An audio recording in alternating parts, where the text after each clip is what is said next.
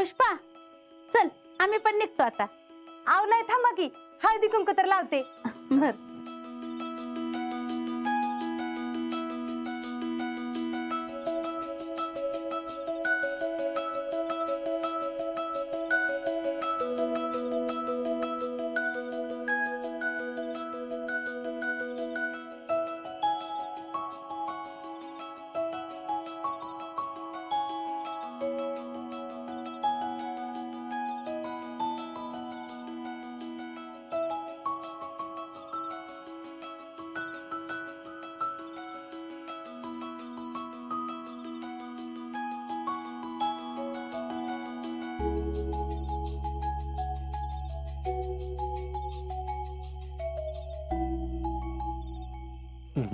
आज तुझा मान आहे शितले.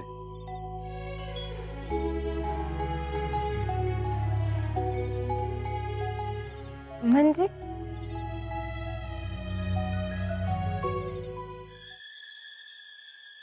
आव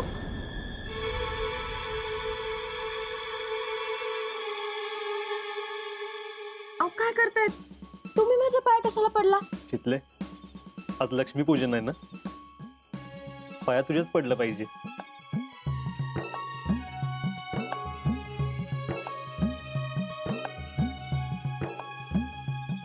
अहो काय तर काय. प्रत्येक सणासुदीला बायको तिच्या नवऱ्याच्या पाया पडत असते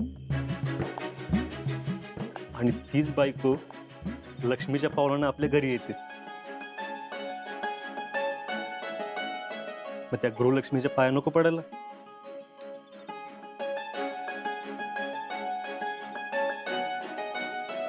शितले, तू लक्ष्मीच्या रूपानं आमच्या घरी आलीस.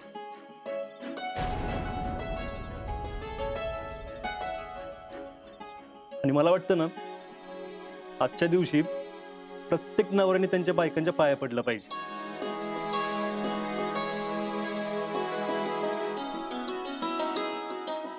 आजा लाख मोलाचं बोललास पोरा बघ. आजा तुला जे समजलं जे कळलं ना ते समजा लोकांना कळायला पाहिजे बघ. म्हणजे समजांचा संसार सुखाचं होतेली.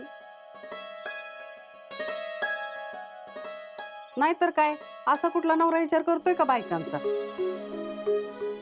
आजा, अरे तुझा ह्यो विचार लय आवडला बघ मला.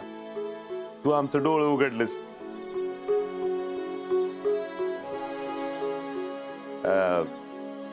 तसं बी मी पुष्पीच्या रोज पाया पडतोच.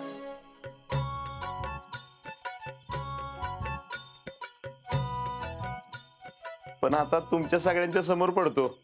पुष्पे, अहो असं काय करताय? अक्का पाया पडून भागणार नाही वाटतं, दंडवतच घालायला लावणार ही. काय समाधान या. शीतल लय नशिबान आहेस बाया तू. तुला असा नवरा मिळालाय.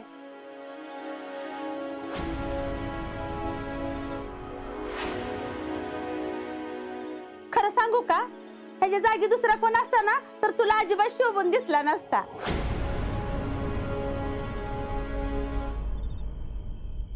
अजिंक्य, तुम्ही मला लक्ष्मी म्हणलात त्यातच सगळं झालं. उद्या माझ्या अंगावर एक बी दागिना नसला तरी चालेल, पण एवढा माझा दागिना आहे तो कायम सुखरूप राहू दे म्हणजे झालं.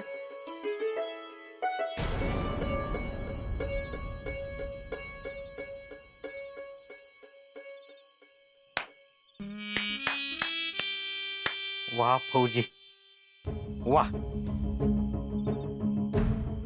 खरंच तुमची सर दुसऱ्या कुणालाच येणार नाही. तुम्ही काय म्हणता ते? हा, तुम्ही one and only single piece आहे. खरंच आहे ते.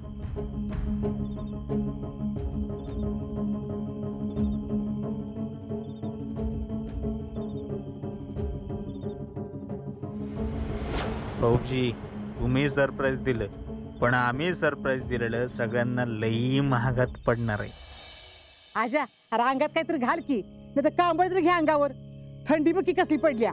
मला तर हुडहुडी भरली होती. ही थंडी काहीच नाही. तिकडे एवढी थंडी असते ना, पाणीच गोठतं डायरेक्ट. तुला माहितीये का, मी चहा प्यायला पाणी नाही वापरत, बर्फ घेतो. काय जिकडं नजर जाईल तिकडं बर्फच बर्फ, सगळीकडे पांढरं शुभ्र.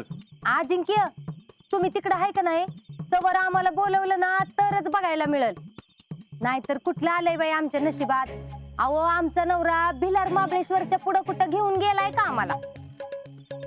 आता तुम्ही काय बाई तुमच्या बायकोला घेताय बोलवून? निदान त्या निमित्ताने तरी तिला बघायला मिळतंय, फिरायला मिळतंय. अहो नाही नाही मामी, हा असं कसं, तुम्हाला मी नेतो की. कसं असतंय, काश्मीर बघायला वर्षभर चालू नसतंय ना. अगं बाई, एकदा चालू झालं ना की मी नेतो.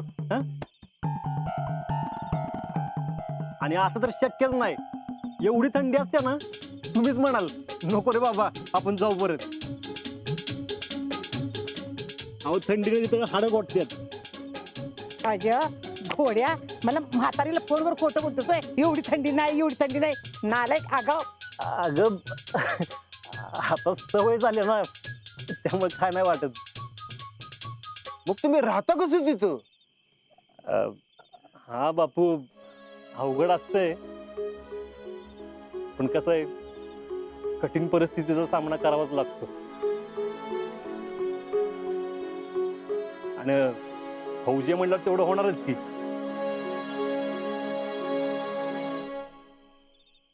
आणि फौजीची सगळ्याला तोंड द्यायची तयारी असली पाहिजे.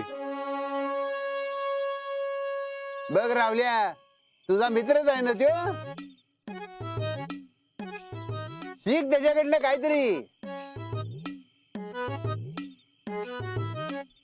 खराय बापू, खराय तुमचं. काय जिजे तू भी हो आता? ओ बापू, मैं अपने पैरों पे खड़ा हुआ भी क्या? पण काय बी म्हणा, लक्ष्मीपूजनाच्या दिवशी संध्याकाळी असं अंगणात बसून गप्पा मारायला लय भारी वाटतं. अहो आपल्यासारखं सुख असतं सिटीतल्या लोकांना. अहो कधीतरी आपलं टेरेसवर जाऊन बसायचं, दुसरं काय. असं आपल्या गावात आपल्या घराबाहेरच्या अंगणात खाट टाकून मस्त गारवाळ्यात गप्पा मारत बसायची मजा वेगळी असती बघा. आणि काय ग, पाडव्याला काय विशेष आता? अरे हो, सांगायचंच राहिलं मामी, मी आणि शीतल उद्या शीतलीच्या घरी राहायला जाणार आहे बरं का. हे आणि कवा ठरलो?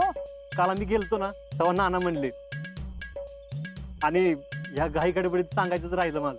ही काय पद्धत म्हणायची का? आता त्यो येणार आहे हे आपल्याला तर कुठं माहित होतं, आणि त्यांना तर कुठं माहित होतं. आता आलाय म्हटल्यानंतर सांगितलं असेल. अहो तीच तर म्हणते मी, नुसतं दाखवायला कशाला करायचो? आता आल्यात आणि मग लोक काय म्हणतात म्हणून करायला लागल्यात.